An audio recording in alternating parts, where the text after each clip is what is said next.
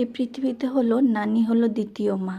মায়ের পরে সন্তানদের যে মানুষটা আগলে রাখে, ভালোবাসে সবচাইতে বেশি, সে হলো নানি।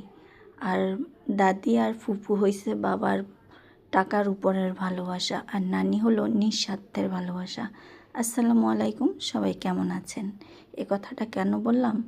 আমার রাইসামণি, আপনারা হয়তো আগের ভিডিও তো দেখতে পাইছেন যে রাইসামণি আমার কাছে পোলাও আর রোস্ট খেতে চেয়েছে। তো আমি এখানে সাদা পোলাও রেসিপিটা নিয়ে এসেছি।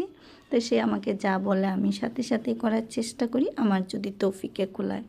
তো এখানে আমি রাইসামণির জন্য সাদা পোলাও রান্নার জন্য চলে এসেছি।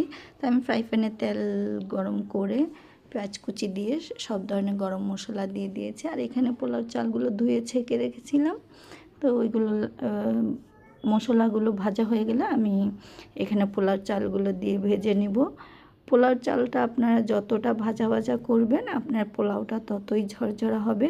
সাদা পোলাও যারাই রান্না করবেন, পোলাও চালটাকে চেষ্টা করবেন ভালো করে ভাজা ভাজা করতে। তো ভাজা ভাজা করলে আপনার পোলাওটা একদমই ঝরঝরা হয়। তো আমি ভালো করে ভাজা ভাজা করে নিয়ে, তো এখানে আমি 1 কেজি পোলাও চালে 2 কেজি পানি দিয়ে দিয়েছি, আর 1 কাপের মতো দুধ দিয়ে দিয়েছি। সাদা পোলাওটাতে আবার দুধ না দিলে একটু টেস্ট আসে না, গ্রানটাও একটু ভালো হয়। তো এখানে আমি স্বাদ মতো লবণ দিয়ে দিয়েছি, আর এখানে পেঁয়াজ বাটা আর আদা রসুন বাটা দিয়ে দিয়েছি পরিমাণ মতো।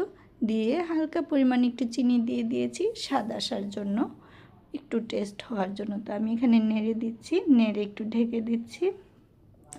যেই ফ্রাই প্যানের ঢাকনা ছিদ্রটা ছিল সেটা আমি কাগজে মুড়িয়ে ঢাকনা ছিদ্রটা বন্ধ করে দিয়েছি। তা আমি বারবার এটাকে একটু ভালো করে নেড়ে দিচ্ছি যেন নিচ দিয়ে না লেগে যায়। এই যে আমার পোলাওটা প্রায় হয়ে এসেছে। তো এখানে আমি আরও একটু ঢেকে একটা তাওয়া চুলাতে বসিয়ে এটাকে ভাপে রেখে দিব যেন আস্তে আস্তে হয়। তা আমার এই যে সাদা পোলাওটা আমি আর একটু ঢাকনাটা উঠিয়ে নেড়ে দিলাম। আমার পোলাওটা কিন্তু অনেকটাই ঝরঝরে হয়েছে। আর আমি সাদা পোলাও রান্না করলে অনেক ঝরঝরে হয়, খুবই সুন্দর হয়, টেস্টি হয়। তো এখানে আমার পোলাওটা প্রায় হয়ে এসেছে। আমি এর উপরে একটু পেঁয়াজ বেরেস্তা আর ঘি দিয়ে পোলাওটাকে পরিবেশন করব। তো আমার সাদা পোলাও রেসিপিটা কেমন লেগেছে আপনাদের কাছে আমাকে জানাবেন কমেন্টে। আজকের ভিডিওটা আমার এই পর্যন্ত। সবাই ভালো থাকবেন, সুস্থ থাকবেন, আমাকে সাপোর্ট করবেন, লাইক কমেন্ট শেয়ার করবেন। সবাই ভালো থাকবেন। আল্লাহ হাফেজ।